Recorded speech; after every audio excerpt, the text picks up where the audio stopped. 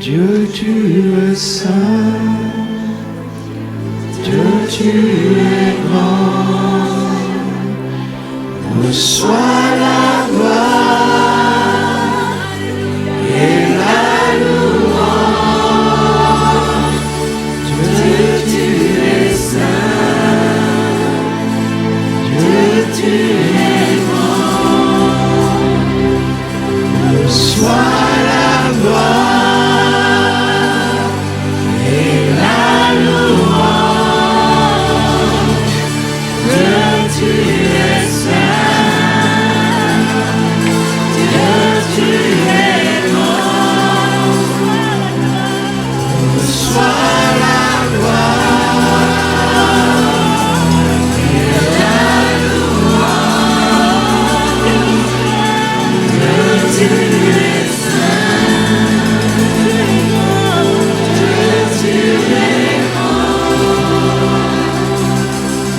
acclamons le Saint-Esprit.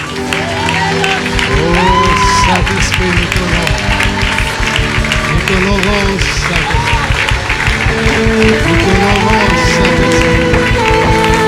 Nous t'honorons, Saint-Esprit. Nous t'honorons, Saint-Esprit. Tu es présent, Seigneur, tu es le maître, Seigneur, tu es Seigneur.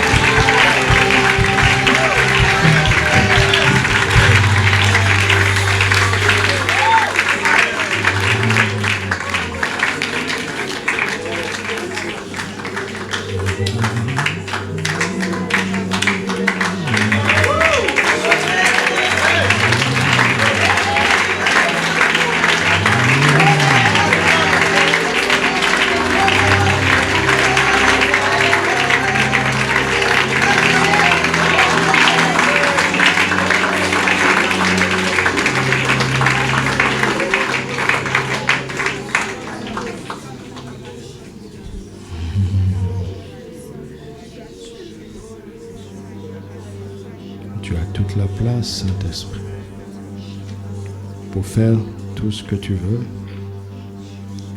pour dire tout ce que tu as à nous dire. Parle. Nous sommes là pour t'écouter. Au nom de Jésus. Amen. Gloire à Dieu. Alléluia. 2 Timothée, chapitre 2, versets 1 à 4. 2 Timothée 2, 1 à 4. Nous sommes en train de clore le mois de la soumission et de l'autorité par la manifestation de la grande foi. Cela ne veut pas dire que le sujet sera derrière nous. Le sujet fait partie de nous pour toute la vie, n'est-ce pas? C'est un secret que nous avons appris et le dimanche prochain sera le mois prochain. Papa a déjà déclaré par l'Esprit de quoi sera fait le mois prochain. Il nous a déjà enseigné au pasteur. Donc, il déclare, il enseigne. Nous avons déjà été enseignés sur cela. Dimanche prochain, l'Église va entrer dans ce flot. N'est-ce pas que ça nous fait du bien? Nous rendons grâce à Dieu. Alors, c'est un dernier message sur ce grand sujet. 2 Timothée 2, verset 1. Toi donc, mon enfant. Soulignez mon enfant. C'est important. C'est un terme affectueux. Hein? C'est pas mon petit enfant. Timothée est déjà une grande personne, n'est-ce pas? Et bien, là, on sent l'affection. Alléluia. Même du haut de tes 70 ans, si ton père est encore en vie et qu'il t'aime, il peut t'appeler mon enfant. Mais il ne va pas t'appeler mon petit enfant. C'est affectueux. Toi donc, mon enfant, fortifie-toi dans la grâce qui est en Jésus-Christ. Autrement dit, trouve ta force, ou bien puise ta force dans la grâce qui est en Jésus-Christ. Et ce que tu as entendu de moi en présence de beaucoup de témoins, confie-le à des hommes fidèles qui soient capables de l'enseigner aussi à d'autres. Versets 3 et 4. C'est là où se trouve notre sujet. Souffre tout seul. Souffre tout seul. Comme un vulgaire soldat. Comme quoi? Un bon soldat de... Ah, donc, Jésus n'a pas que des disciples. Il a aussi des soldats. Vous entendez? Dans quel état tu es ici? Es-tu un civil spirituel ou un soldat? Mais tous les soldats de Jésus ne sont pas bons.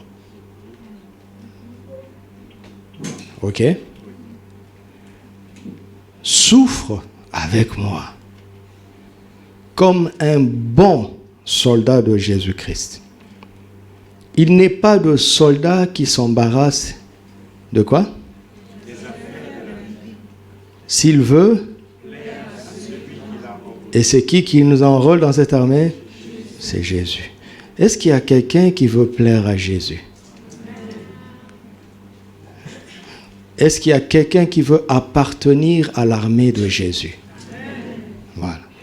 Et Jésus t'enrôle ce matin. Et il attend que tu lui plaises.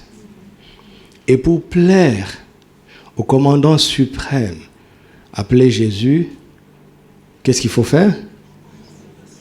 Il ne faut pas? Qu'est-ce que ça veut dire en un français simple? Il ne faut pas se préoccuper des affaires de la vie. C'est-à-dire, il faut mettre les préoccupations légitimes des affaires de la vie au second plan. Le plaisir de Jésus doit être prioritaire par rapport à notre propre plaisir. C'est à prendre ou à laisser. Dans l'armée, on ne laisse pas le choix. Il y a plein de chrétiens qui sont des civils. Vraiment des civils spirituels. Ils ont d'autres traits, ils croient en d'autres traits de l'identité que nous avons en Christ. Mais la dimension militaire ne les concerne pas. Pourquoi? Parce que leur propre plaisir est au-dessus du plaisir de Jésus.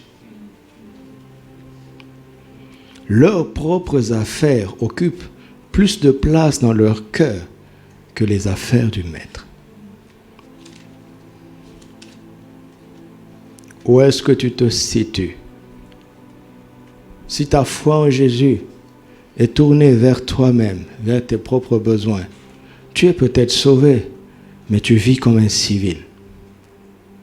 Un vrai civil. Le monde spirituel ne te regarde pas comme un soldat. Et il y a une souffrance qui est attachée à la vie d'un soldat. Mais un bon soldat de Jésus ne souffrira jamais seul. Vous m'entendez? Vous m'entendez? Un bon soldat de Jésus ne souffrira jamais seul. En plus du fait que Christ soit en lui, il aura toujours quelqu'un de physique qui l'aimera tellement. Vous m'entendez?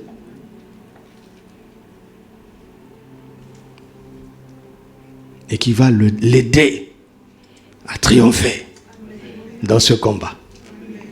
Un bon soldat de Jésus. Notre titre, c'est l'autorité du soldat de Jésus-Christ. Ce message est le message du général Paul à son enfant, l'officier supérieur Timothée. Vous m'entendez? Paul parle comme un général à son enfant. Vous savez, l'armée est quelque chose de magnifique. Mon grand-père a été un soldat. Et dans la grande famille, j'ai grandi avec beaucoup de soldats. Mon grand-père avait ce qu'on appelle une déformation professionnelle. Même dans la maison, il se comportait comme un soldat. Il y avait une discipline. Quand il arrive le soir, tout le monde est au garde à vous.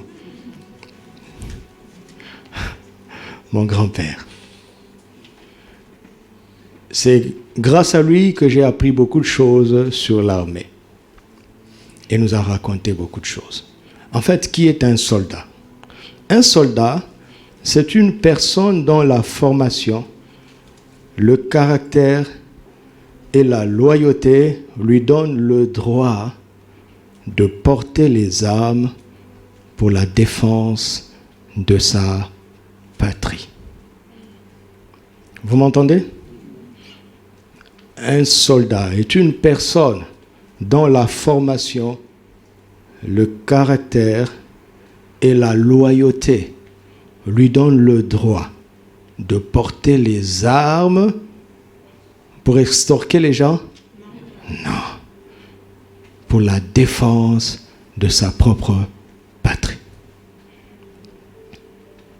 C'est donc une personne formée, éprouvée et équipée. Vous m'entendez? On ne donne pas une arme à n'importe qui. D'abord, on le forme pour qu'il sache la manipuler. On l'éprouve pour qu'il n'en fasse jamais usage pour lui-même ou bien pour se révolter contre l'autorité en place pour faire un coup d'État. On l'éprouve. N'est-ce pas? Il subit des tests extrêmes parce qu'on veut éprouver son caractère et sa loyauté. Une fois qu'il a réussi à la formation et à l'épreuve, alors il est équipé. Il est équipé pour la défense de sa patrie. Il m'est arrivé de parler avec quelques officiers qui sont d'excellents chrétiens. Le dernier avec qui j'étais en contact est un frère qui est venu ici, qui a fait plusieurs mois avec nous, qui était en formation ici, un officier de son pays. Il est venu, il s'est fondu dans la masse. Pourtant, c'est un pasteur. Pendant 6 mois, il a été avec nous, sans dire qu'il était pasteur. Parce que il me raconte après que dès le premier dimanche, il a été scotché. Il dit, mais est-ce que c'est vrai, ce que je vois ici? Il dit, il a été impressionné par l'ordre. Les choses se font tout seul. Il dit, il va observer. Peut-être que c'est l'effet d'un seul dimanche. Il est venu le mercredi, il me dit, le mercredi, le premier message pour lui, il disait que ça c'est un message d'école biblique. Alors il voulait voir si les jeunes qui sont ici, les frères, vont suivre et vont comprendre. Et il s'est rendu compte qu'ils suivaient et comprenaient. Plusieurs mois avant de partir, il s'est révélé à nous. En fait, c'est un pasteur. Il a parlé avec nous. On lui avait même donné la parole un mercredi pour dire au revoir. Mais je l'ai invité à déjeuner pour que l'on parle. C'est un serviteur de Dieu, déjà pour l'honorer, et puis pour qu'on échange. Parce que la plupart des militaires que j'ai rencontrés n'ont pas pu être des bons croyants. J'avais en face de moi un pasteur en plus, un homme stable. Je lui ai dit, comment peut-on allier la foi et la vie militaire? Écoutez sa réponse. Il dit, toute la vie militaire vient de la Bible. En réalité, un bon militaire ne peut qu'être un bon chrétien. Un bon militaire ne conteste pas l'autorité. Il superpose ça facilement avec Jésus. Et puis il m'a dit, pasteur, tu sais, ceux qui deviennent des grands officiers jusqu'à devenir des généraux, c'est toujours des subalternes qui ont été excellents. Les militaires que vous connaissez là, il dit, ils ne vont pas très loin. C'est pour ça qu'ils restent dans la masse. Et notre échange était très, très, très instructif. Et ça m'a beaucoup aidé. Il dit, dans leur pays, dans l'armée, les officiers qui sont même des gens du vaudou et beaucoup de choses, citent tout le temps la Bible. Parce que c'est une référence en matière de stratégie et de discipline militaire. Tout le temps.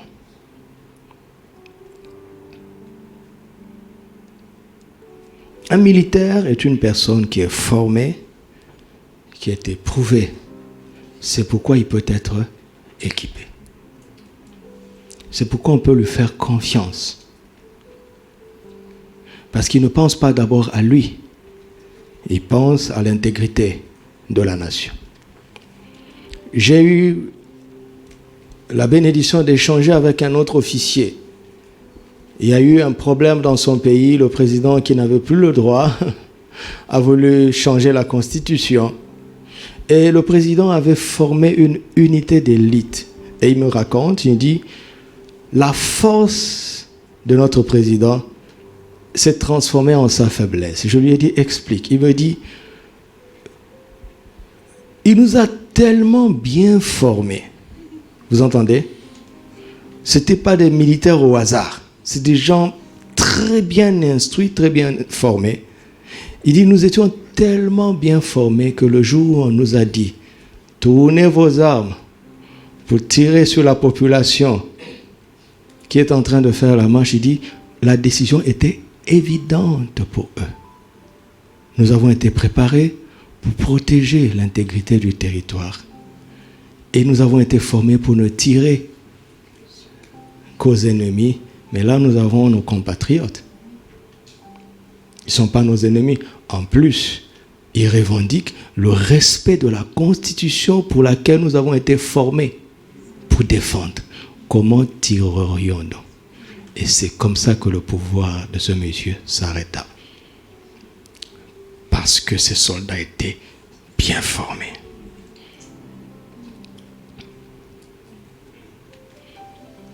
Vous entendez?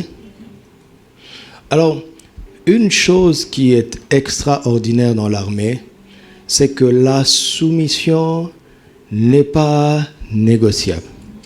On ne demande pas l'avis d'un soldat. Est-ce que vous le savez? Et le mot « s'il te plaît » n'existe pas dans l'armée. Vous savez ça? Please, s'il vous plaît, pourriez-vous... Le subjonctif n'existe pas là-bas. Là-bas, il n'y a que l'impératif.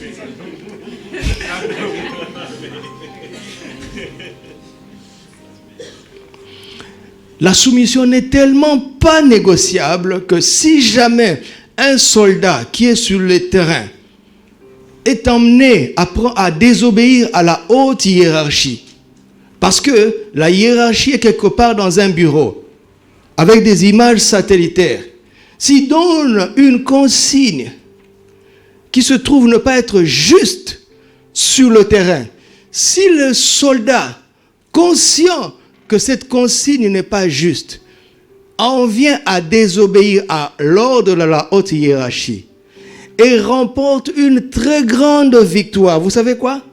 Avant de le décorer, ce soldat qui a fait un exploit, on va d'abord l'envoyer en cour martiale. Et il va être condamné et puni pour insubordination. C'est seulement après cela qu'on le décorera. Est-ce qu'un civil comprend ça? Non, un civil ne peut pas comprendre ça. Si vous aimez tout le temps des félicitations, vous êtes un civil.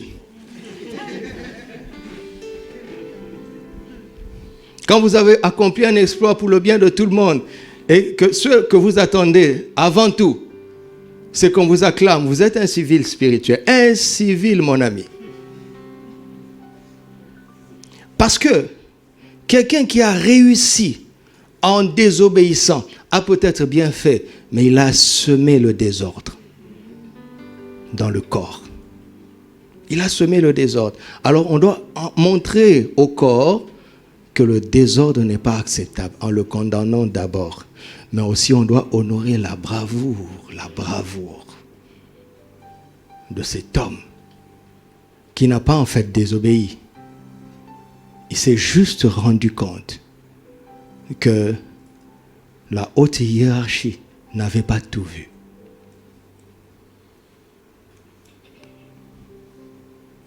Vous entendez?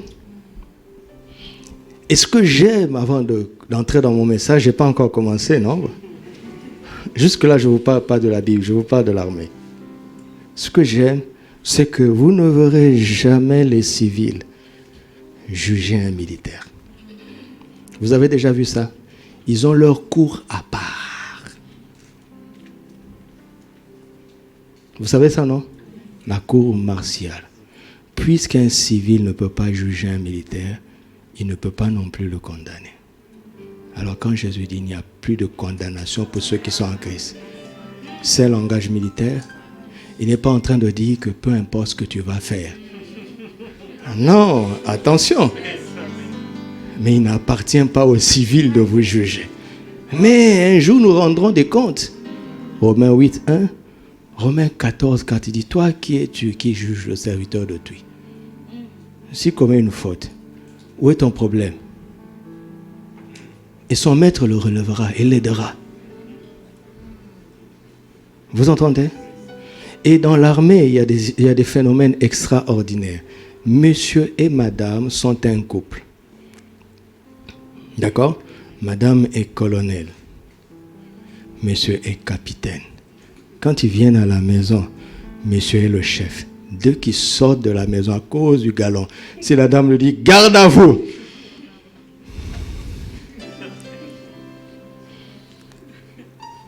Et ici, nous avons Général Paul. Avec son enfant qu'il aime, Timothée. Mais dans le cadre de l'armée, il dit, tu souffres mon gars. Et tu souffres avec moi. Tout ce que je peux faire, c'est de t'assurer de ma présence. Mais je ne peux pas t'exonérer de cette souffrance. Sinon, tu deviens un civil.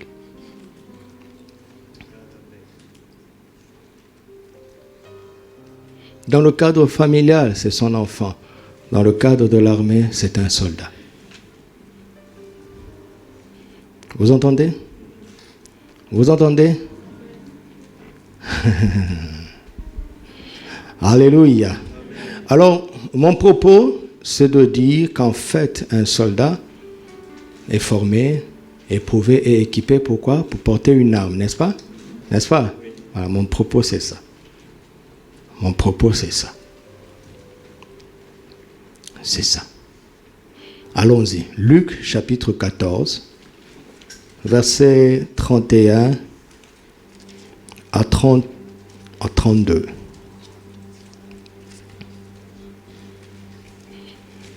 Ou quel roi, s'il va faire la guerre à un autre roi, ne s'assied d'abord pour examiner s'il peut, avec 10 000 hommes, c'est-à-dire 10 000 soldats, marcher à la rencontre de celui qui vient l'attaquer avec 20 000, n'est-ce pas?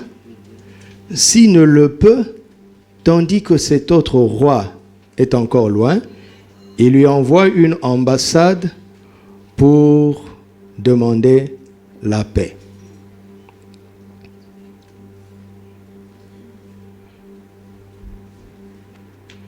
Il ne dit pas que celui qui a 10 000 hommes va forcément perdre quand l'armée adverse en a 20 000. Ok? Ceux qui conseillent, ils demandent d'abord de s'asseoir pour savoir si on est capable. Malgré notre infériorité numérique, n'est-ce pas? Oui. Nous allons réfléchir si nous sommes capables de vaincre une armée supérieure en nombre. Nous allons réfléchir. Qui a déjà regardé le film Shaka Zulu? Dans le film Shaka Zulu, quelques Blancs ont débarqué en Afrique australe avec un boulet de canon. Et ils ont dompté tout un village avec des milliers de combattants. Pourquoi? Parce qu'ils avaient des lances. Ils venaient contre eux avec des lances et des flèches. Eux, ils avaient un boulet de canon. Ça veut dire que ce n'est pas tant le nombre qui compte, mais c'est l'équipement et la formation. Amen. Qu'est-ce que le général doit savoir? Qu'est-ce que le roi doit faire? Il doit d'abord s'asseoir. Vous savez que Jésus était roi en même temps, n'est-ce pas? Il parle en fait de lui-même. Jésus s'assoit. Ok? Il regarde cette armée. Nous sommes une centaine. Ok? Il nous a largués dans le monde. Nous sommes en minorité. Jésus s'assoit. Il regarde d'abord comment nous réagissons au test de la vie auquel il nous soumet. Ok? Avant de nous donner les armes les plus puissantes et les plus infaillibles qui soient.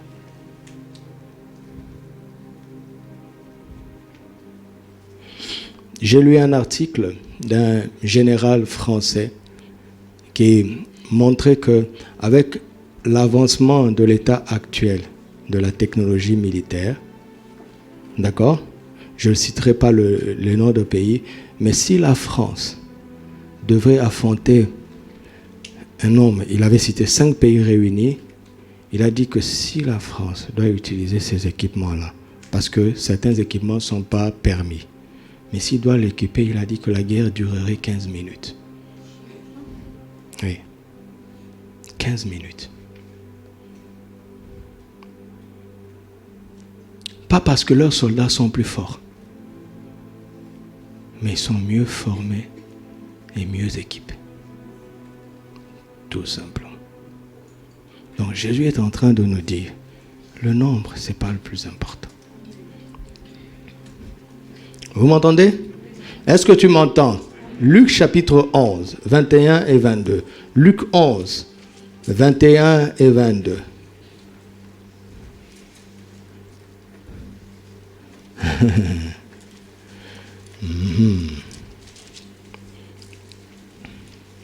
Lorsqu'un homme fort et bien armé garde sa maison. Vous entendez ça? Est-ce que vous entendez ça? On parle de qui? Et? Ok. Regarde. Si on prend un homme fort et qui n'est pas bien armé, ceci tombe. Si on prend un homme faible et qui est bien armé, cette vérité tombe. D'accord? Il y a d'abord le caractère, la formation, puis l'équipement. Vous voyez, Jésus ne met pas l'armement avant. Vous suivez ça? Il parle d'un homme fort et bien armé. Garde sa maison. Alléluia. Ce qu'il possède est comment? En sûreté. Il dit, c'est en sûreté. Le gars est fort, il est bien armé. Donc, ce qu'il possède est en sûreté. Par contre, verset 22, mais si un plus fort que lui survient et le dompte. Vous avez entendu ça? Est-ce que vous suivez la logique du maître? Le frère a déjà capté ça. Il dit pas si un homme plus fort est surarmé. Vous suivez ça?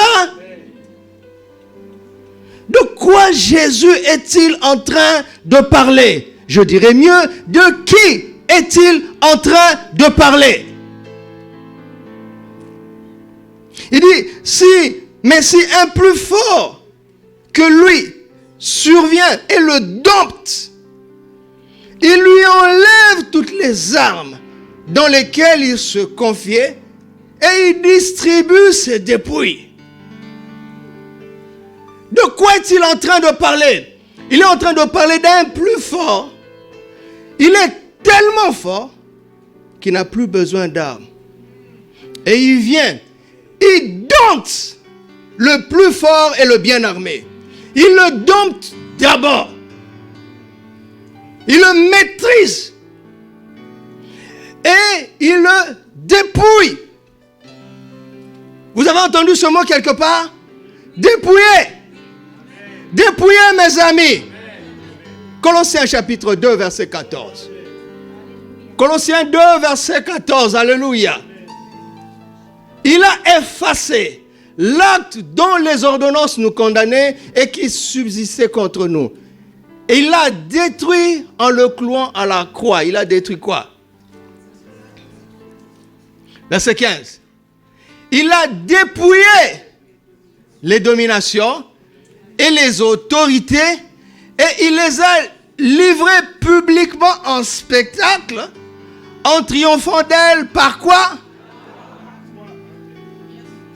Donc, première information, c'est que Jésus a dépouillé les dominations et les autorités. Il les a ridiculisées publiquement. C'était un spectacle spirituel que tout le monde spirituel a vu. Ils ont assisté gratuitement à ce spectacle. Les justes qui étaient dans le sein d'Abraham et les impies qui croupissaient dans le lieu de tourment. Les anges et les démons. Tout le monde a vu combien était ridicule Satan et son armée. Les justes se sont réjouis, ont dit, nous avons bien fait de ne pas le suivre.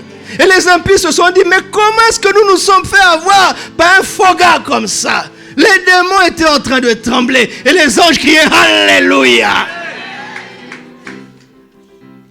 Mais avant de faire ça, avant de faire verset 15, il a d'abord fait verset 14. Pourquoi? Pourquoi il a commencé par annuler les actes qui nous condamnaient? Pourquoi il a commencé par ça avant de ridiculiser Satan? Parce que Satan tenait son pouvoir de l'homme. Il n'avait le pouvoir que dans la mesure où l'homme était coupable. Il s'appuyait sur la culpabilité de l'homme pour se comporter en fort. Et quand il n'y a plus de culpabilité, parce que le sang a effacé nos péchés, Satan n'a plus aucun pouvoir. Il n'a plus aucun droit. Alors, donner des armes à un homme faible, ça change quoi? Parce qu'il n'a pas commencé par un homme bien armé. Il a commencé par un homme fort. Mais sa force venait d'où? Elle venait d'Adam qui s'était laissé tromper. Et quand la faute d'Adam a été réparée, l'homme fort est devenu faible. Son équipement ne sert plus à rien. Est-ce que vous entendez ça? Alors Jésus est venu. Il a dépouillé, il a dompté, il a dépouillé, il a ridiculisé. Où? À la croix. Savez-vous que Jésus était nu à la croix? Vous savez ça? C'était son niveau le plus faible. Mais il est cohérent. Il avait déjà annoncé que l'homme le plus fort n'a pas besoin d'être armé pour triompher de l'ancien homme fort. Il avait annoncé. Faites attention aux mots de Jésus. Il avait annoncé. Il est dépouillé.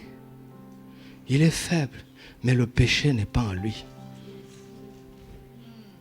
Parce que la faiblesse spirituelle, c'est le péché. Mais lui, il est saint. Il dit, vous avez crucifié le saint et le juste. Alléluia. C'est pour ça que le sang de Jésus nous donne la victoire. Parce qu'à travers son sang, nous sommes saints et justes. Il n'y a aucune condamnation. Les armes de Satan ne peuvent pas t'atteindre. À travers le sang de Jésus. Est-ce que tu reçois ça?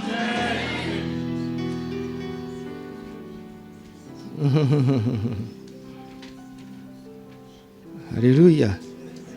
Mais Jésus n'a pas simplement dit qu'il dompte et qu'il dépouille. Luc 11, 22. Mais après, il distribue ses dépouilles.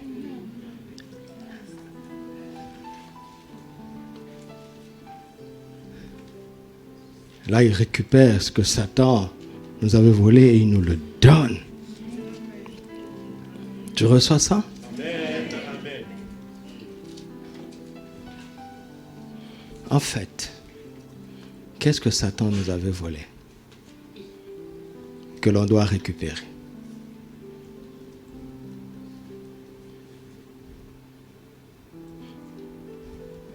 Éphésiens chapitre 6. Verset 10. Au reste, fortifiez-vous dans le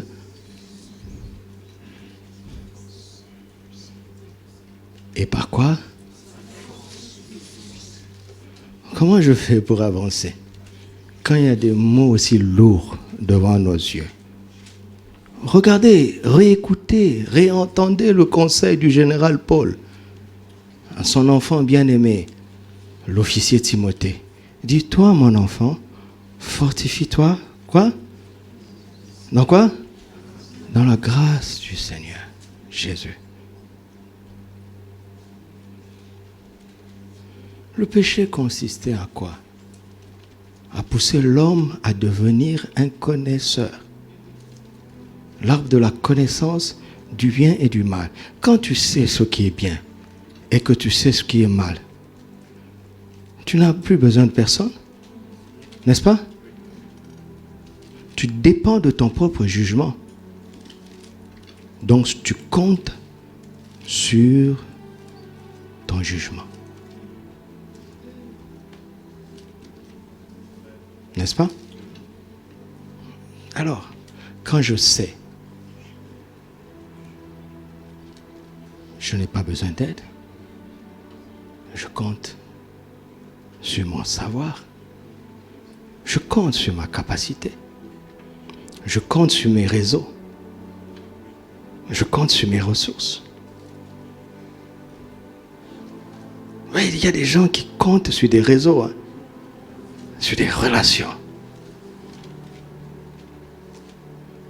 Vous savez quoi? Satan aime ça.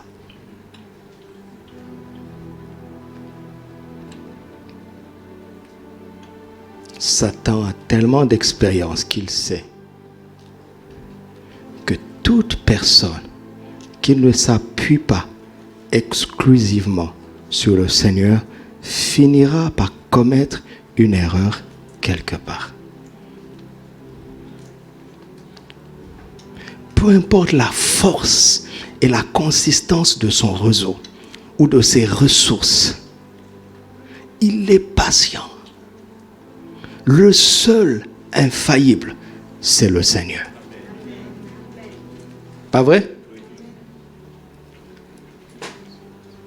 Est-ce que vous savez que les gens qui reconnaissent ne pas savoir réussissent mieux que ceux qui pensent savoir?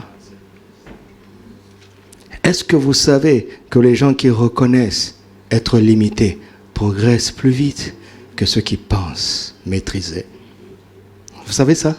C'est une règle dans la vie. Parce que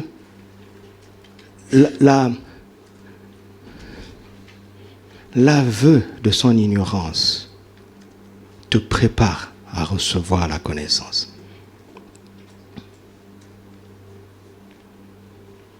Même quand un professeur enseigne, vous savez, l'enseignement est un mystère. Et pas simplement sur le plan naturel, sur le plan spirituel.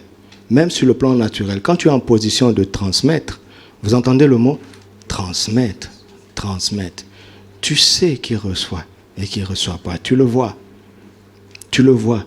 J'ai enseigné les sciences naturelles. J'enseigne la Bible tout le temps. Donc, enseigner, c'est quelque chose dans lequel je suis familier. Je n'ai pas dit que je suis expert, mais je suis familier. Tu sais quand ça passe et quand ça passe pas. Tu sais qui reçoit, qui ne reçoit pas. Tu sais même qui a commencé à recevoir et qui arrive à un point où, bof, ça je savais. Bon, on laisse les petits là. Eux, ils n'ont jamais entendu ça. Parle pour eux. Et le monsieur s'est arrêté. Le Saint-Esprit va perdre son temps à continuer à faire parler quelqu'un le Saint-Esprit va perdre son temps pour ça? Parce que, vous savez, quand tu es exposé à un enseignement, écoutez-moi, je vous parle de la part du Seigneur. Il y a des moments de l'enseignement où on ne t'apprend plus rien. Mais vous savez quoi? Pendant ce temps-là, reste attentif. Parce qu'on est en train de nettoyer quelque chose. Il y a une bombe qui arrive que tu ne peux pas recevoir si tu t'étais arrêté. Une bonne bombe, hein, d'accord, hein?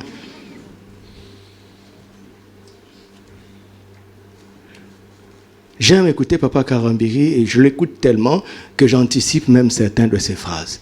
J'anticipe même parfois certaines de ses blagues. Mais vous savez quoi? Je reste toujours attentif. Pourquoi? D'abord parce que comment ça se fait qu'un monsieur qui est dans la Bible depuis 45 ans, il ne s'en lasse pas? Moi, qui suis-je, moi, du haut de mes 20 ans, pour m'en lasser? Comment un homme de 70 ans reste frais comme ça? Il est zélé comme un jeune. Passionné comme un jeune. Moi, là, quelle excuse j'ai? Et je me suis rendu compte que parfois, il dit des choses qu'on savait déjà. Mais à un moment donné, il va dire une phrase. Si tu étais négligent. Alors que c'était la brèche qui te propulse. Vous m'entendez? Vous m'entendez? Même quand les pasteurs et les anciens qui sont sous mon autorité prêchent ici, quand moi je suis assis pour écouter une prédication, j'oublie que je suis pasteur. Je passe mon temps à dire, Seigneur, j'attends le mot, j'attends la phrase. Tu as quelque chose à me dire. Tu ne peux pas perdre mon temps. Alors je reste là, peu importe la manière dont il construit ses phrases, je m'en fous. Qu'il parle plus ou moins bien, ce n'est pas mon problème. J'attends un mot. J'attends une phrase. J'étais dans une réunion et on m'a dit, tu dois prêcher. J'ai dit au pasteur, merci, mais vraiment, s'il vous plaît, je prêche au moins 4 fois par semaine. Permettez-moi de m'asseoir pour écouter. Je me suis assis. Dès le titre, Dieu m'a parlé. Le prédicateur est venu, il dit, j'avais un message et on m'a dit que pasteur Doudou va être là. J'ai paniqué. Parce que c'était plutôt à moi de l'écouter, pas l'inverse. Mais je me suis fortifié dans le Seigneur. Je vous dis, hein, c'est exactement ce qu'il dit. Je me suis fortifié dans le Seigneur et le message est venu. Voici mon titre. Le secours me vient de l'Éternel. Savez-vous que c'est exactement ce que j'attendais? Du haut de mon ministère pastoral, l'homme qui était assis là, il avait besoin d'être secouru par Dieu. L'homme reste l'homme. L'homme reste l'homme. Rien que le titre, Dieu m'a déjà parlé. Si Dieu t'attrape déjà avec un titre, imagine la suite. Vous savez, il y a des maisons où quand on te donne déjà l'entrée, le repas, tu es déjà rassasié. La salade, il faut faire attention dans ce genre de maison. Ne mange pas toute la salade. Alléluia. Fortifiez-vous dans le Seigneur et par sa force toute puissante. Qu'est-ce que Satan nous avait volé? Les Mercedes, écoute-moi. Si c'est les Mercedes, alors il n'y aurait pas un seul non-chrétien qui aurait eu une moindre Mercedes. Il n'y aurait pas un seul ingénieur non-chrétien qui serait capable de concevoir une Mercedes. Qui vous a appris ça? Nous allons récupérer ce que le diable nous a volé. Dans le jardin d'Éden, il y avait une Mercedes? Répondez-moi! Quand est-ce que Satan a volé à l'homme? C'était dans le jardin? Il y avait une villa dans le jardin? Répondez! Il y avait des dollars dans le jardin? Pourtant, il y avait tout dans le jardin. Il a volé à l'homme sa capacité de n'avoir qu'un seul appui, le Seigneur. Vous m'entendez? Mon père m'a dit, il dit, mon fils, quand il y a eu l'indépendance, il était jeune. Mon père avait 14 ans quand notre nation a accédé à l'indépendance. Vous vous imaginez, il avait 14 ans. Un jour, je chargeais mon père. J'ai dit, mais c'est votre génération qui a détruit notre pays. Il dit, mon fils, ce n'est pas nous. Ce sont nos héros de l'indépendance. Il dit, mon père me dit, écoute, j'étais là quand il me disait, chassez le blanc et la maison du blanc en ville, vous allez l'occuper. Dites-moi, il y a quelques milliers de blancs, ça veut dire quelques milliers de maisons. Vous, vous êtes des millions. Et on vous dit, chassez les blancs. Et vous allez prendre, prenons, minimisons, 1 million de personnes pour 1000 maisons. Donc vous finirez par vous quereller entre vous. N'est-ce pas ce qui nous arrive? N'est-ce pas? Ils sont partis. On se querelle entre nous et on continue de les accuser eux. Oh, ils manipulent. Non. Le poison était déjà là dès le départ. Vous entendez? L'indépendance était faussée dès la base. Ce qu'Adam ne savait pas, c'est que le Seigneur dans lequel il devait s'appuyer était tout puissant. Vous savez, il y a des choses, Dieu ne dit pas tout d'abord, parce qu'il veut voir si tu lui fais confiance. D'accord? Il dit, fortifie-toi en moi. D'accord? Alors tu crois en lui, tu dépends de sa force pour le pardon de péché. Et tu vois que ça marche. Rapidement, tu as le témoignage intérieur que tu es pardonné, n'est-ce pas? Mais il reste le combat de la santé. Il reste le combat du succès dans les études. Il reste le combat, tout ce que vous voulez. Le mariage, l'enfantement, la promotion, n'est-ce pas? La stabilité de vos enfants, l'héritage, le patrimoine, tout ça, ce sont des combats. D'accord? Tu as pris appui sur lui en matière du péché. Et ça a marché. Tu arrives pour autre chose, Satan vient de proposer autre chose. Si tu savais que cette force était toute puissante, tu continuerais à le prendre appui pour le reste. Jésus nous a tous attrapés, chacun dans son besoin, n'est-ce pas?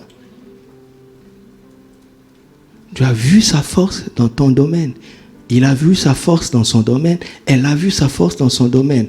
Mais vous savez que celui qui nous fortifie différemment est tout puissant. Sa force est toute puissante. J'aime un cantique qu'un frère américain chante. J'aime beaucoup. Et à un moment, il dit une phrase. Regarde ce qu'il dit. Il parle de la femme à la perte de sang, n'est-ce pas? Qui avait un long problème. Et Jésus allait dans la maison de Jairus pour aider la fille de Jairus. Et il raconte ça et puis il explique. Il dit, à un moment, il fait une déclaration. Il dit, si Jésus se manifeste pour un seul, il se manifeste pour tout le monde. Si Jésus dit à Jairus, j'irai et je la guérirai, tous les malades doivent savoir qu'il va dire la même chose. Amen. Alors, si Jésus a aidé quelqu'un, même si son problème est différent de toi, s'il lui a apporté de l'aide, il va aussi t'apporter de l'aide.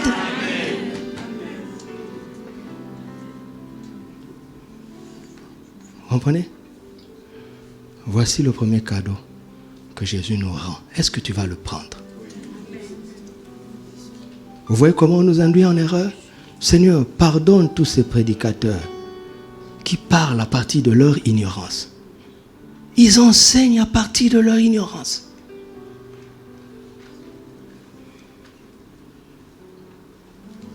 Quelle dépouille. Verset 11. Revêtez-vous de toutes les armes de Dieu. N'est-ce pas? Non, n'en négligez pas une seule. Soldat, tu m'entends? Il veut t'équiper, n'est-ce pas? Il dit, prends toutes les armes de Dieu. N'en néglige pas une seule. Voici, moi, un soldat de Jésus. Je sais que je peux aller en guerre, même si je suis en infériorité numérique, N'est-ce pas? Parce qu'il a déjà vaincu cette armée. N'est-ce pas? Je peux même aller en guerre sans armes. Vous connaissez Josaphat? Vous pensez que c'est des histoires? On a mis des chantres devant, on a mis tremplin gospel devant nous. Vous avez? Un jour, on aura une réunion de louanges pour le projet Caleb. On va mettre tremplin gospel. Nous allons chanter, danser. Même moi qui ne sais pas bien danser, je vais apprendre quelques pas de danse. Nous allons célébrer la défaite de tous les ennemis spirituels, structurels et financiers qui ne veulent pas qu'on entre dans cette chose. Parce que c'est déjà fait. Seigneur, vous allez comprendre les points de contact. Pourquoi je dois donner? Pourquoi je dois donner? Pour que Dieu me compte parmi ceux qui vont avoir la grâce d'être appelés des propriétaires. Il faut comprendre, regarde. La maison de ton père. Tous ses enfants sont des copropriétaires, n'est-ce pas? Vous avez cotisé? Hein? Tu avais aidé papa pour qu'il achète? Non. Mais ton droit de filiation fait de toi un copropriétaire. C'est ça l'acte prophétique que nous posons. Il a acquis ça tout seul. Il nous emmène à poser un acte prophétique qui va lui donner le droit d'inscrire nos noms comme copropriétaires. Mais en fait, ce que j'étais en train de dire, je dis, Seigneur, moi, je te fais confiance. Vous savez, je crois en l'œuvre achevée de Christ. Vous m'entendez? Par la grâce de Dieu, je suis arrivé à un point où je ne sais même plus douter de ça. C'est impossible pour moi de douter de ça. Même quand je ne comprends pas, Christ a tout accompli. Personne ne peut me dire qu'un démon peut faire quelque chose ici. Comment il va faire? Même quand j'ai un symptôme, personne ne va me dire que je suis malade. Par ces meurtrissures, j'ai déjà été guéri. Mais mon corps lutte avec des symptômes. Je crois en l'œuvre achevée de Christ. Donc je sais que Satan est vaincu, dépouillé. Alors si Jésus m'envoie en guerre contre lui, je n'ai pas besoin d'armes. Vous comprenez où je vous emmène? Je n'ai pas besoin. Pourquoi être armé pour combattre quelqu'un qui est vaincu? Tout ce qu'il attend de moi, c'est de monter sur le ring afin qu'on proclame officiellement ma victoire. Tout ce qu'il me demande, c'est de me présenter. L'adversaire est déjà KO. Mais l'arbitre cherche la main du vainqueur à lever. Jésus dit, moi je suis au ciel. Alors il cherche quelqu'un qui va croire, qui va monter dans le ring. Même, il n'y a pas besoin de gants. Avec un pantalon et un t-shirt, il monte simplement. Il est frêle comme moi. L'ancien champion poids lourd est par terre. Mais l'arbitre, le Saint-Esprit, cherche la main à lever comme un vainqueur. Il ne trouve personne. Moi, je viens. Et on soulève ma main. Donc, attendez, je n'ai pas fini. Ce que je cherche, ce n'est pas les acclamations. Ce n'est pas ça que je cherche. C'est votre foi. C'est votre foi que je cherche. Je ne cherche pas à bien parler. Je cherche à vous amener à croire. En comptant sur le Seigneur. Ah, il m'a dit de me revêtir des armes. J'ai dit, Seigneur, c'est une peine perdue. Seigneur, j'en ai pas besoin. Il dit, mais lis la suite. Ces armes ont un but. Afin de quoi?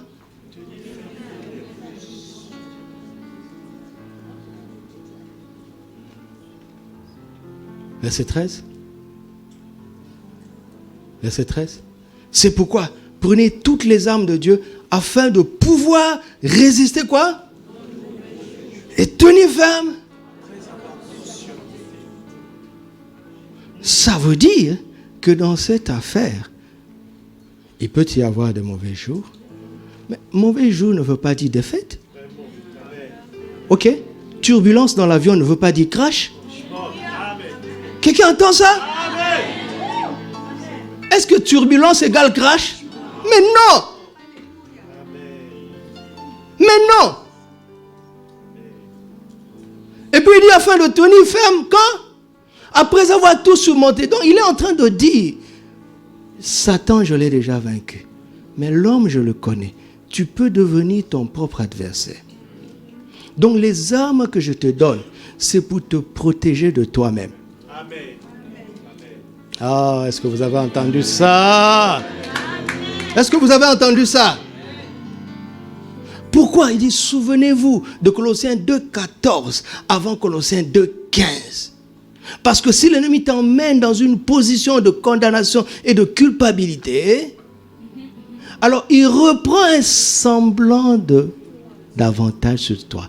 Je n'ai pas dit qu'il reprend davantage, mais un semblant. Parce que la ruse consiste à te faire croire que, alors qu'en réalité, ce n'est pas le cas.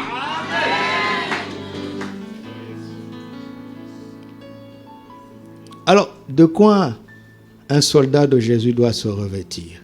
Verset 14. De la ceinture? Non, de la vérité.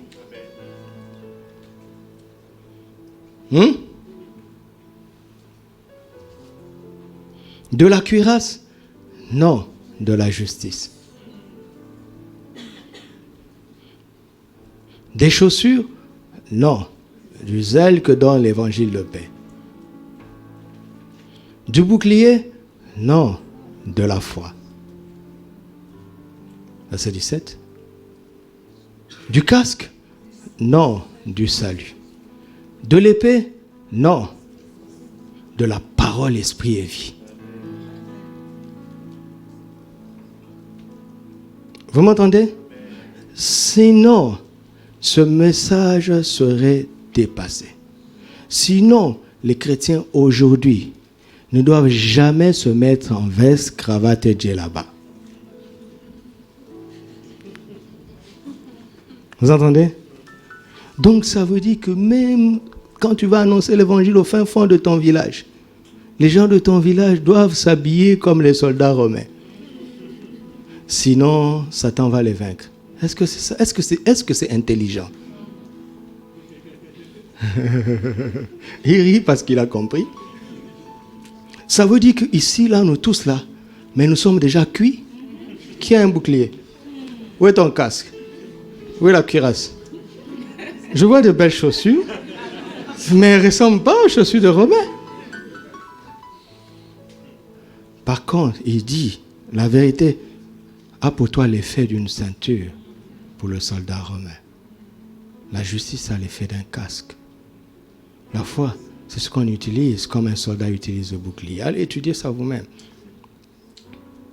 Vous comprenez? Quand vous proclamez la parole esprit et vie, les démons voient l'épée de Dieu s'agiter.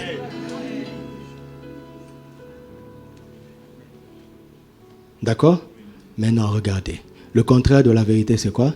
Le mensonge. Quand tu mens, tu fais du mal à qui? À toi-même.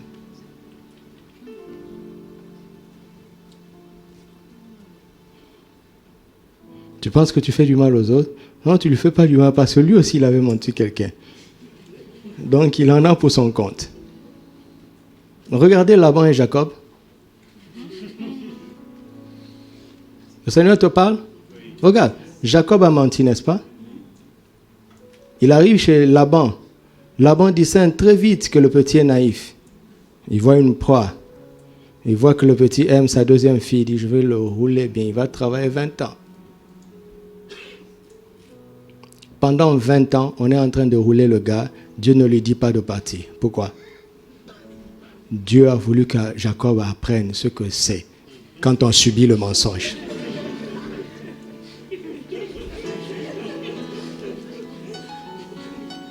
La personne que tu as menti, tu as mal fait. Mais Dieu a permis que tu lui mentes. Parce qu'elle avait menti quelqu'un. Comme ça, elle va sentir ce que ça fait. C'est très difficile de mentir à quelqu'un qui ne ment pas. Vous savez ça, non? Regarde Satan. Quand il s'est tenu devant Jésus qui est la vérité, pour une fois, il a dit la vérité. Pas vrai? Satan a caché ce secret. Quand il donnait le royaume aux gens, il dit prosterne-toi. Si tu te prosternes, je veux te donner ce royaume, c'est à moi. Et les gens croient aussi.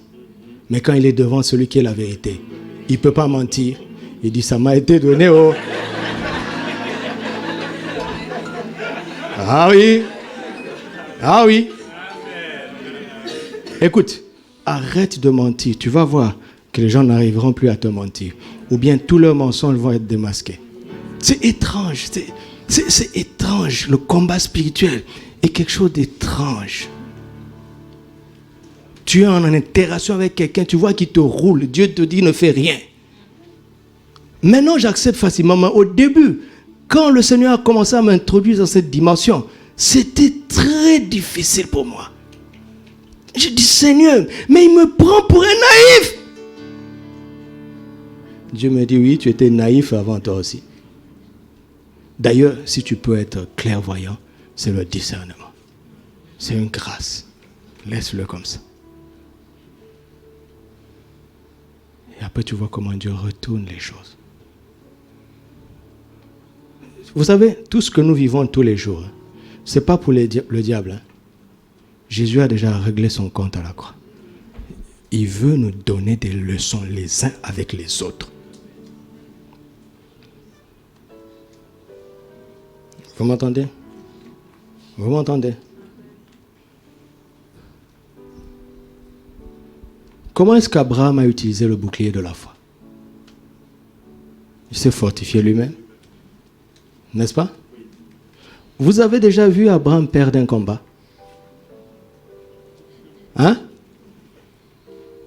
Quelqu'un qui va attaquer 5 royaumes, il choisit seulement 300 soldats. Qu'est-ce que ça veut dire? Quelqu'un qui est face au choix et dit à son neveu, prends la meilleure part. Qu'est-ce que ça veut dire?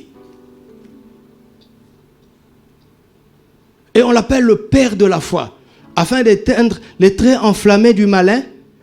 Les traits enflammés du malin, c'est ce qui est écrit, n'est-ce pas? Est-ce que Satan était en train de tirer des flèches enflammées contre Abraham? Il n'aurait pas pu. Et, écoute, Satan n'est pas fou pour oser lever la main contre un oint de l'Éternel. Il n'est pas fou. Mais en quoi cela consiste? Jésus nous l'explique dans Matthieu 16. Il dit à Pierre, arrière de moi, Satan. Car tes pensées sont des pensées des hommes. Voici la ruse. Satan va te ramener à raisonner comme un homme. Mais Abraham, tu as 90 ans. Sarah a 80. Vous comprenez ça? Les hommes raisonnent comment? Alors la science t'étale des choses et tu dis, finalement tu finis par dire Amen. C'est ça, non? Tu as raisonné comme un homme. Alors ces traits enflammés t'atteignent. Qu'est-ce que tu fais? On utilise le bouclier de la foi, pas contre Satan. Écoutez-moi, si ton bouclier, ton petit bouclier de la foi doit vaincre Satan, où est l'œuvre de la croix alors? Est-ce que je te parle? J'utilise contre les pensées humaines qui veulent m'emmener à raisonner, qui commencent à me dire, mais toi aussi, sois logique. Je ne veux pas être logique. Je ne veux pas être logique. C'est la logique qui a fait sortir l'homme du jardin. Je refuse d'être logique. Tout ce que je veux, c'est d'être vivant. Celui qui a le Fils a la vie. Je ne veux pas être logique. Je veux être vivant. Regarde, les fous sont vivants, non? Mais quel genre de vie ils vivent? Parce qu'ils sont insensés? N'est-ce pas? Je ne veux pas me contenter d'être logique. Je veux vivre. L'homme ne vivra pas de... Mais de quoi? De toute parole. Alors quand un raisonnement me dit quelque chose, je discerne le trait enflammé de l'ennemi. Il nous attaque à travers les pensées humaines. Je sors mon bouclier et je dis, arrière de moi Satan. Doudou, tu m'entends? Tu ne penseras pas comme un homme. Tu es un fils de Dieu. Tu ne penseras pas comme un homme. Non, vous êtes fatigué.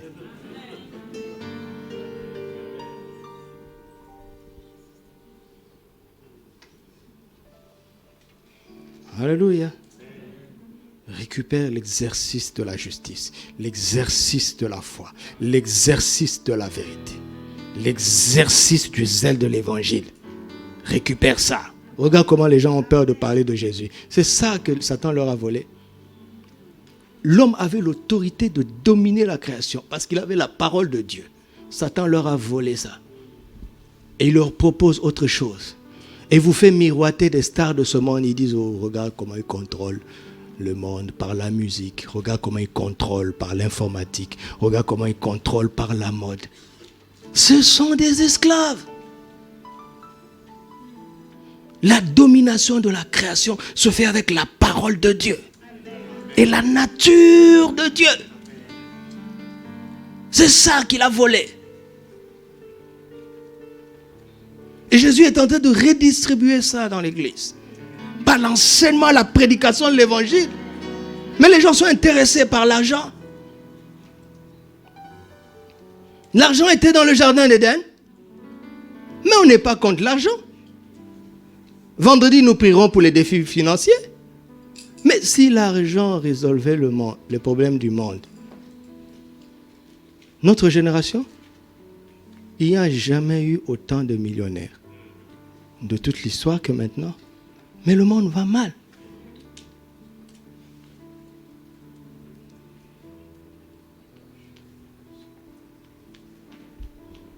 Alléluia. Alors, je récupère l'exercice de la vérité. Je récupère l'exercice de la justice. Je récupère l'exercice de la foi. Je récupère le zèle de l'évangile. Je récupère ça. Et je m'en réveille. Et j'avance. Pour le roi des rois. Alléluia. Tu as entendu ça, soldat de Jésus? Tu as entendu ça? Maintenant, voici comment le Saint-Esprit va nous aider. Ézéchiel, on va prier avec Ézéchiel 37. Ézéchiel 37, verset 10. Parce que cette formation, cette épreuve et cet équipement, c'est l'œuvre du Saint-Esprit. Verset 37, verset 10. Je prophétisais selon l'ordre qu'il m'avait donné, et l'Esprit entra en eux, et ils reprirent vie, et ils sautèrent sur leurs pieds. C'était quoi? Vous entendez? Qui a fait ça? Le Saint-Esprit. Si tu te sens civil, tu as besoin du Saint-Esprit. Si tu te sens faible, tu as besoin du Saint-Esprit. Si tu te sens en minorité, tu as besoin du Saint-Esprit. Et comment le Saint-Esprit va agir? Par la prophétie. C'est-à-dire par ta proclamation de foi de la parole de Dieu. C'est ça la prophétie. La prophétie, c'est pas je vois une souris, et puis quoi encore? On va acheter un raticide.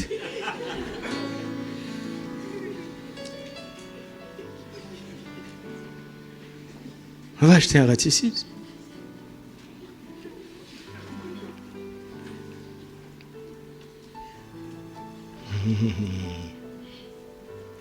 Vous êtes prêts à prophétiser avec moi? Pour que nous devenions une armée nombreuse et très nombreuse. Vous êtes prêts? Vous êtes prêts? Prenez votre Bible. Si un cantique viendra, il nous suivra après. Nous, on décolle déjà. Alléluia. Dans les derniers jours, je répandrai mon esprit sur toute chair. Vos fils et vos filles prophétiseront. Vos jeunes gens auront des visions et vos vieillards auront des songes. Oui, dans les derniers jours, je répandrai mon esprit sur toute chair et ils prophétiseront. Alléluia. Oh, alléluia. Prie en esprit un moment. Unta paraginte pariakondo boshataradagai. Saronte pranigastare mandoradakisha. Intagomante bregederi antora da sagma. Ora yasintoko boshaderene. Girimanto te prenes caron naragai. Oh, hallelujah.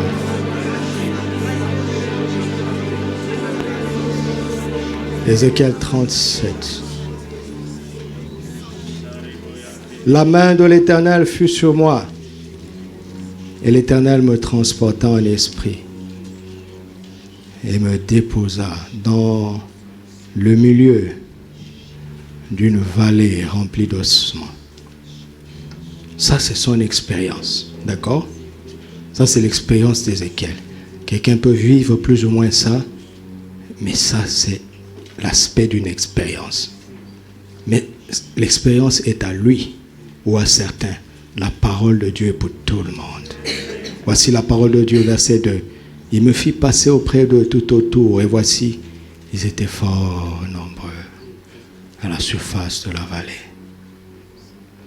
Et ils étaient complètement secs. Et il me dit, fils de l'homme, ces eaux pourraient-ils revivre? Savez-vous que tous en péché sont privés de la gloire de Dieu? L'humanité actuelle est comme un cimetière à ciel ouvert. Tu m'entends, Église? Spirituellement, le monde est comme une vallée pleine d'ossements desséchés, innombrables. Mais Dieu n'a pas dit son dernier mot. Et il nous pose la question. Ces eaux pourraient-ils revivre? Quelle est la réponse de l'Église? Ézéchiel pose à peu près la même question. Qui a cru à ce qui nous était annoncé?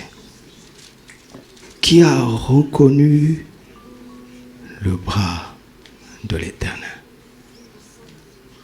Église, penses-tu que Dieu peut ramener à la vie, c'est-à-dire sauver toute cette humanité?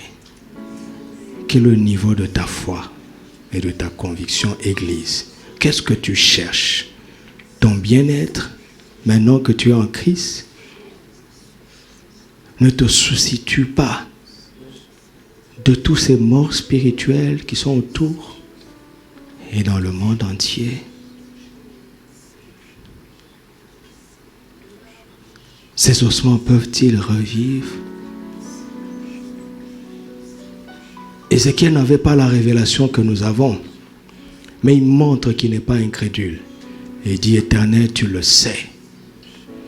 Mais aujourd'hui, moi, je ne réponds pas comme Ézéchiel.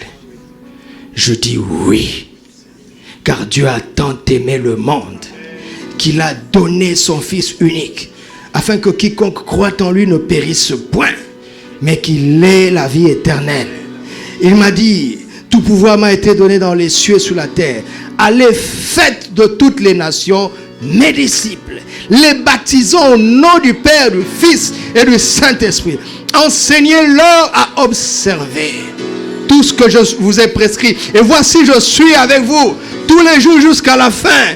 Ils ne m'enverraient pas à cela s'ils savaient que c'est une mission impossible. Avec Jésus, aucune mission n'est impossible. Alors je dis oui, Seigneur. Ces ossements peuvent revivre. Oui, Seigneur. Ces ossements peuvent revivre. Quelle est ta réponse? Quelle est ta réponse? Ces ossements à Casablanca peuvent-ils revivre? Ces ossements sur cette nation peuvent-ils revivre? Ces ossements autour de toi peuvent-ils revivre? Ces ossements sur toutes les nations et sur toute la terre peuvent-ils revivre? Alors proclame-le, proclame-le. Proclame-le, proclame-le. Oh, alléluia. Seigneur, Seigneur, Seigneur, que ton église ne soit plus en minorité. Seigneur, trop d'âmes vont en enfer. Seigneur, Seigneur, Seigneur, je crois au salut de toutes les nations. Je le crois, Seigneur. Nous le croyons, Seigneur. Nous le croyons. Nous le croyons. Alléluia. Nous le croyons. Alors il nous montre le secret. Alors il nous dit, prophétise sur ces eaux et dis-leur, ossements desséchés, écoutez la parole de l'Éternel. Proclamons maintenant. Proclamons maintenant. Proclamons que les nations sont ouvertes à l'évangile, qu'ils écoutent l'évangile. Nous condamnons le Dieu de ce siècle qui veut aveugler leur intelligence afin qu'ils ne voient pas briller la splendeur de l'évangile de Christ. Nous proclamons maintenant, nous prophétisons, ossements desséchés. Nous prophétisons maintenant. Tu écoutes la parole de l'Éternel. Tu reçois l'évangile. Tu reçois l'évangile. Là où Jésus est annoncé, les âmes vont écouter. Les âmes vont recevoir. Les âmes vont entendre. Les âmes vont entendre. Ossements desséchés. Écoute la parole de l'Éternel. Écoute la parole de l'Éternel. Alléluia. Alléluia. Écoutez-moi. L'Église a pris trop l'habitude, et c'est une mauvaise habitude, de ne s'attendre à la puissance du Saint-Esprit que pour elle-même, dans les quatre coins de leur local. Mais la Bible dit ceci.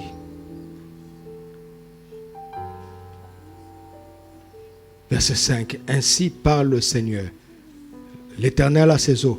Voici, je fais entrer en vous un esprit et vous vivrez. Je vous donnerai des nerfs. Je ferai croître sur vous de la chair. Je vous couvrirai de peau. Et je mettrai en vous un esprit. Et vous vivrez. Et vous saurez que je suis l'Éternel. En accord avec la parole de Dieu. Commençons à proclamer ça. C'est ce que nous voyons que le Saint-Esprit fait. Dans ces temps de la fin. C'est ce que nous voyons que le Saint-Esprit fait. Le Saint-Esprit est en train maintenant de ramener à la vie. Tu ramènes à la vie, tu ramènes à la vie, tu ramènes à la vie, Saint-Esprit. Tu ramènes à la vie. Les âmes reçoivent l'évangile. Un plus grand nombre reçoit l'évangile. Un plus grand nombre reçoit l'évangile. Un plus grand nombre reçoit l'évangile. Un plus grand nombre reçoit l'évangile. Un plus grand nombre reçoit l'évangile. Un plus grand nombre reçoit l'évangile. L'évangile fait des percées extraordinaires dans toutes les nations. L'évangile fait des percées extraordinaires. L'évangile entre dans les cœurs. L'évangile entre dans les maisons. L'évangile entre dans les familles. L'évangile entre dans les cités. L'évangile entre dans les pays. L'évangile fait une percée partout sur la terre. L'évangile avance par la puissance du Saint-Esprit partout sur la terre. L'évangile avance. Alléluia. Alléluia. Verset 7. Je prophétisais selon l'ordre que j'avais reçu. Et comme je prophétisais, il y eut un bruit. Alléluia. Il y a un bruit dans le ciel. Alléluia. Et voici, se fit un mouvement. Et les eaux se rapprochèrent les uns des autres. Je regardais. Et voici, il vint des nerfs. La chair crue et la peau couvrie par-dessus. Mais il n'y avait point en eux d'esprit. Écoutez-moi.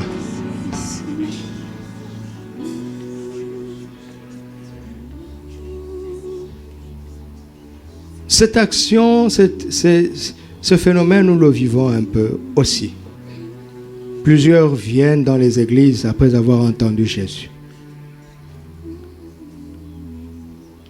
Mais on ne leur apprend pas à connaître le Saint-Esprit. Ils vivent comme s'il n'y avait point d'esprit en eux. Il y a une deuxième prophétie que le Seigneur nous dit de prononcer aujourd'hui. Il me dit prophétise. Parle à l'Esprit, prophétise, Fils de l'homme. Et dis à l'Esprit, ainsi parle le Seigneur l'Éternel. Esprit, viens des quatre vents, souffle sur ces morts et qu'ils vivent. Ce sont des structures qui existent et qui barricadent le peuple contre le vent, le mouvement de l'Esprit. Nous allons maintenant parler à l'Esprit. Souffle des quatre vents. Souffle des quatre vents. Au sein de l'Église et en dehors. Souffle des quatre vents. Souffle des quatre vents. Qu'il n'y ait pas un seul croyant qui soit ignorant de l'Esprit. Qu'il n'y ait pas un seul croyant qui soit ignorant de l'Esprit. Qu'il n'y ait pas un seul croyant qui ne soit rempli de l'Esprit. Souffle des quatre. Souffle au sein de l'Église. Souffle en dehors. Que les gens reçoivent Jésus et qu'ils soient remplis de l'Esprit. Que cela devienne la norme dans ce temps de la fin. Que la vie de l'Esprit devienne la norme. Que la marche selon l'Esprit devienne la norme. Que l'affection de l'Esprit devienne la norme. Que la direction de l'Esprit devienne la norme. Car il n'y a pas de victoire sans le Saint-Esprit. Il n'y a pas de gloire sans le Saint-Esprit. Il n'y a pas de puissance sans le Saint-Esprit. Il n'y a pas d'autorité sans le Saint-Esprit. Sans le Saint-Esprit. Alléluia. Il n'y a pas de force sans le Saint-Esprit. Il n'y a pas de gloire sans le Saint-Esprit. Il n'y a pas d'autorité sans le Saint-Esprit. Il n'y a pas de vie chrétienne authentique sans le Saint-Esprit. Il n'y a pas d'affection à la parole de Dieu sans le Saint-Esprit. Il n'y a pas de prophétie efficace sans la plénitude de l'Esprit. Alléluia. Oh, gloire à ton Saint-Nom. Alléluia. Maintenant, nous allons lever nos mains et nous allons terminer par ça. Nous allons prier pour que le Saint-Esprit remplisse son Église dans cette nation. Oui, je ne parle pas de cette assemblée. Je ne parle pas de TPV. TPV est un cadre que Dieu nous a donné, mais il nous a placés dans cette nation. Alors nous allons prier pour nous et pour nos frères et nos sœurs. Je ne te demande pas de juger qui que ce soit, quelque église que ce soit, quelque pasteur que ce soit. Ce n'est pas à toi de le juger. Mais je te demande de plaider pour nous tous, afin que nous soyons remplis de l'Esprit. Que le Saint-Esprit prenne le contrôle de l'église. Alléluia. Remplis ton église sur cette nation. Remplis ton église, Seigneur. Remplis-nous, remplis-nous, Seigneur. Remplis-nous, Seigneur. Remplis-nous, Seigneur. Remplis-nous, Seigneur. Remplis-nous, Seigneur. Remplis-nous. Remplis-nous. Remplis-nous, Seigneur. Remplis-nous, Seigneur. Prends la position qui te sied le mieux, mais continuons d'intercéder. Oh, remplis. Remplis-nous, esprit de vie. Esprit de vie. Remplis-nous, esprit de vie. Remplis-nous, esprit de vie. Il n'y a pas d'armée sans ta puissance. Il n'y a pas d'armée sans ta puissance. Remplis-nous, esprit de vie. Remplis-nous, esprit de vie. Remplis-nous, remplis-nous, esprit de vie. Remplis-nous. Remplis-nous, esprit de vie. Remplis-nous, esprit de vie. Remplis-nous, esprit de vie. Remplis-nous, esprit de vie. Remplis-nous, esprit de vie. Remplis-nous, esprit de vie. Au nom de Jésus. Remplis-nous, esprit de vie. Au nom de Jésus.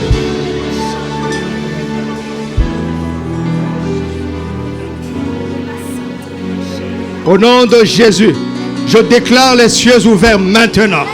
Au nom de Jésus, je déclare les cieux ouverts sur cette nation.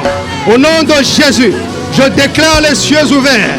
Au nom de Jésus, je déclare les cieux ouverts. Au nom de Jésus. Soyez remplis du Saint-Esprit. Soyez remplis maintenant. Soyez remplis maintenant. Soyez remplis, soyez remplis. Soyez remplis au nom de Jésus. Soyez remplis au nom de Jésus. Soyez remplis au nom de Jésus. Soyez remplis au nom de Jésus. Soyez remplis. Devenez une armée nombreuse. Devenez une armée nombreuse. Devenez une armée nombreuse. Devenez une armée nombreuse. Soyez équipés, soyez équipés. Soyez équipés maintenant. Revêtez l'armure. Revêtez l'armure maintenant. Revêtez l'armure. Revêtez l'armure maintenant. Soyez équipés, soyez équipés. Recevez vos armes. Recevez votre équipement. Recevez votre équipement maintenant. Au nom de Jésus. Au nom de Jésus. Je reçois. Alléluia. Oh Shakabarandako. Irabasakelako. Ramaya Barakai. Ramaya Barababa. Roboyo Sakarababa. Oh, recevez la capacité surnaturelle de faire du plaisir de Jésus votre priorité. Recevez la capacité surnaturelle de faire du plaisir de Jésus votre priorité. Recevez maintenant la capacité surnaturelle de faire du plaisir de Jésus votre priorité. Devenez de bons soldats de Jésus. Devenez de bons soldats. De bons soldats, de bons soldats. Je suis un bon soldat de Jésus. Je suis un bon soldat. Oh, cette promesse est pour toi. Il y aura toujours un Paul avec toi. Cette promesse est pour toi. Il y aura un Paul avec toi toujours. Il y aura quelqu'un qui t'aime et qui va t'accompagner et qui va t'aider à traverser cette épreuve. Cette promesse est pour toi. Je suis avec toi, mon enfant, mais je t'enverrai mon serviteur. Je t'enverrai toujours un de mes serviteurs. Je suis avec toi, mon enfant, mais je t'enverrai toujours un de mes serviteurs.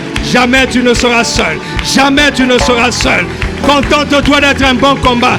Je veux susciter quelqu'un qui t'aime et qui va te fortifier, qui va t'exhorter à te fortifier dans la force toute puissante du Seigneur. L'Esprit est en train maintenant de libérer les gens des faux appuis. Il y a des gens qui avaient des béquilles ici. L'Esprit te libère maintenant. Sois libéré. Sois libéré de ces fausses promesses. Sois libéré de ces faux appuis. Sois libéré de ces faux appuis. Sois libéré de ces faux appuis. Maintenant, au nom de Jésus. Au nom de Jésus, tu reçois la capacité d'avoir une confiance totale en Jésus-Christ, dans sa force toute puissante. Reçois-le maintenant. Au nom de Jésus, entre dans la grande foi. Entre dans la grande foi. Entre dans la grande foi. Au nom de Jésus. Au nom de Jésus. Au nom de Jésus, prophétise sur toi-même maintenant. Avec ce que l'Esprit te dit, prophétise sur toi-même. Il y a une parole dans ton cœur pour ta propre vie. Il y a une parole dans ton cœur pour ta propre vie. Ne te tais pas. Prophétise. Prophétise maintenant. Prophétise.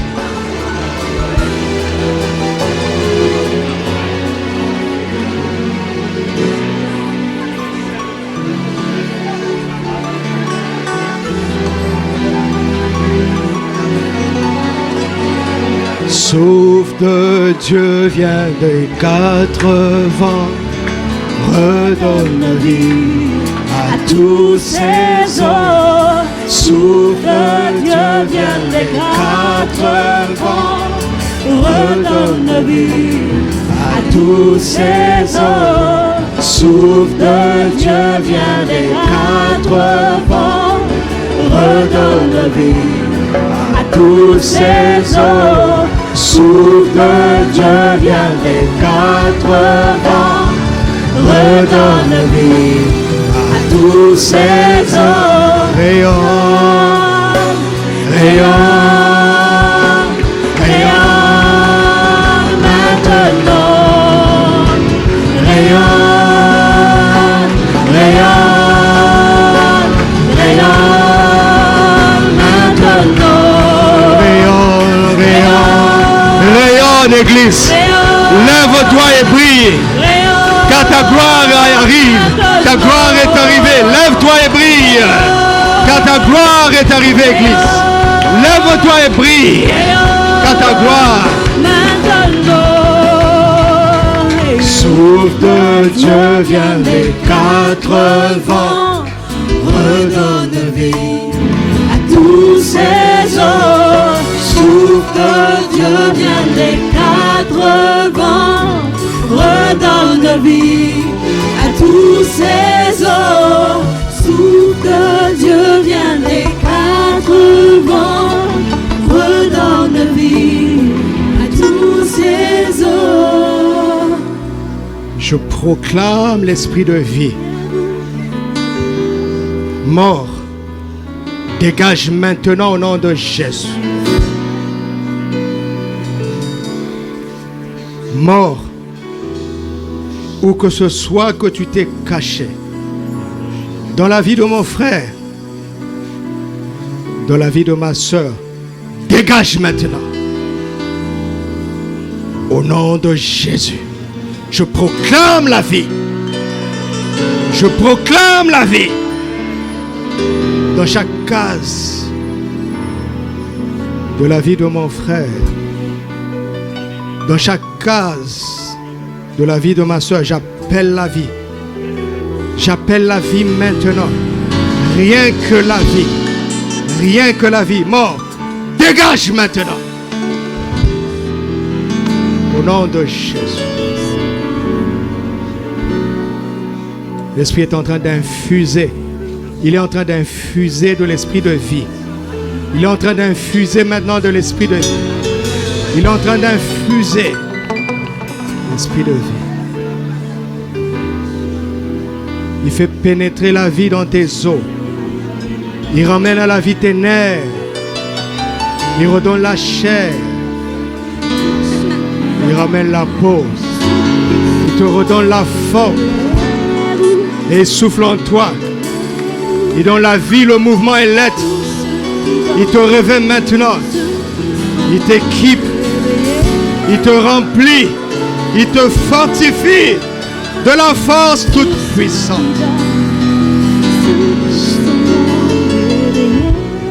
Afin que tu ne sois pas un soldat ordinaire,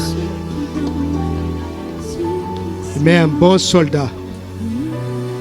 Un soldat excellent. Un soldat redoutable. Un soldat extraordinaire. Si tu crois, déclare que c'est ce que tu es maintenant. Tu es un bon soldat. Tu es un soldat excellent. Tu es un soldat extraordinaire. Tu es un soldat imbattable. L'ennemi ne va pas te vaincre. Il ne peut pas te vaincre. Il ne peut pas te vaincre. Il ne peut pas te vaincre. Parce que le Tout-Puissant est en toi. Et il est en moi. Il est en moi.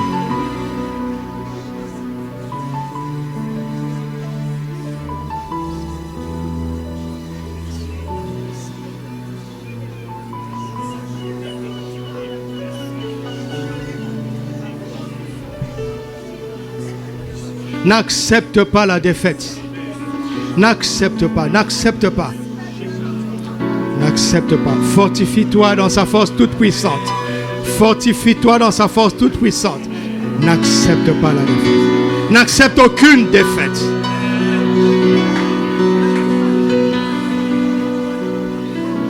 Un soldat ne pense pas à l'éventualité d'une défaite. Tu as été formé, équipé, préparé pour ce genre de moment. Tu as tout ce qu'il faut. Ne prévois pas la défaite. Ne le prévois pas. Ne fais pas un plan. Ne fais pas un plan d'un cas échéant. Ne le fais pas. Ne le fais pas. Il est tout simplement inconcevable que le Tout-Puissant échoue. C'est ce qu'il veut inscrire dans ton histoire. C'est ce qu'il veut inscrire dans ton histoire. C'est ce qu'il veut inscrire dans ton histoire. Prends le Tout-Puissant pour appui. Le Seigneur insiste. Prends le Tout-Puissant pour appui. Prends le Tout-Puissant pour appui. Quelqu'un dit, Seigneur, et alors ce qui s'est passé hier? Il dit, regarde devant toi. Prends appui en moi maintenant. Et regarde droit devant toi. Tu ne peux rien faire avec ce qui est passé. Regarde droit devant toi. Commence une marche nouvelle.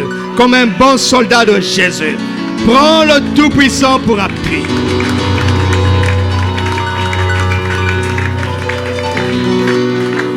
Ta vie civile est passée. Tu commences une vie nouvelle. D'un bon soldat de Jésus. Fortifie-toi dans sa grâce. Et avance. Car tu n'es pas seul. Tu n'es pas seul. Merci Seigneur. Tu as fait tellement de choses aujourd'hui. Je suis reconnaissant.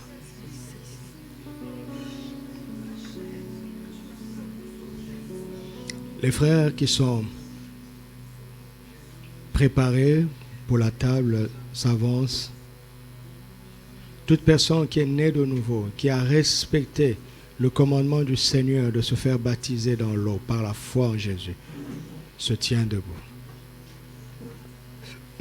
Nous allons sceller cette victoire par la table des plus que vainqueurs. Alléluia. Jésus a vivement désiré manger ce repas avant la croix.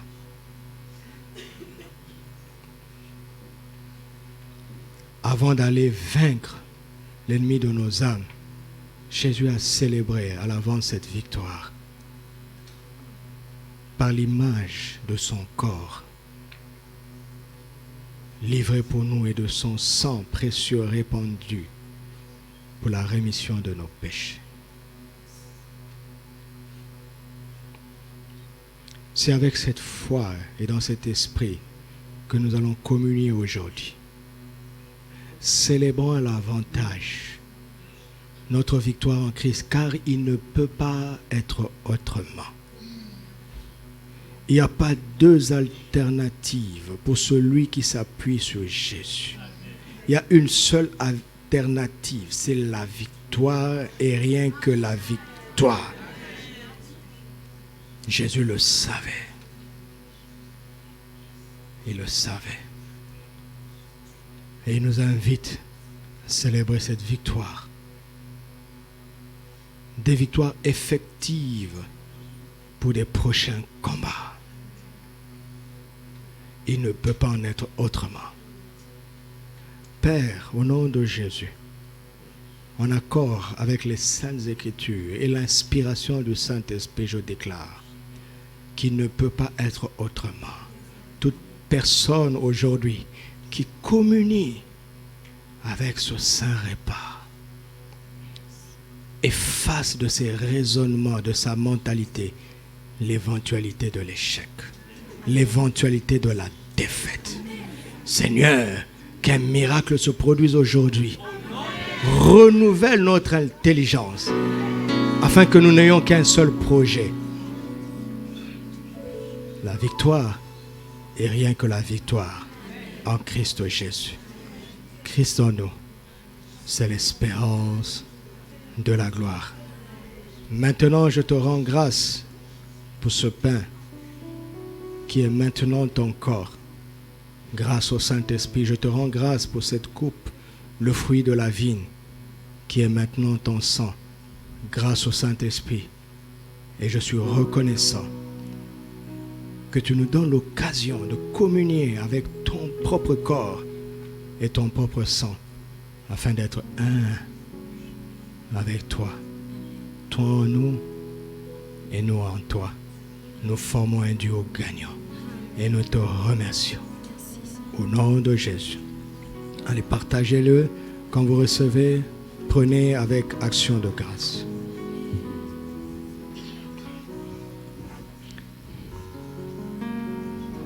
Ce lieu que mon cœur chérit et l'espoir de mon âme, l'emblème de mon salut, cette croix à Golgotha.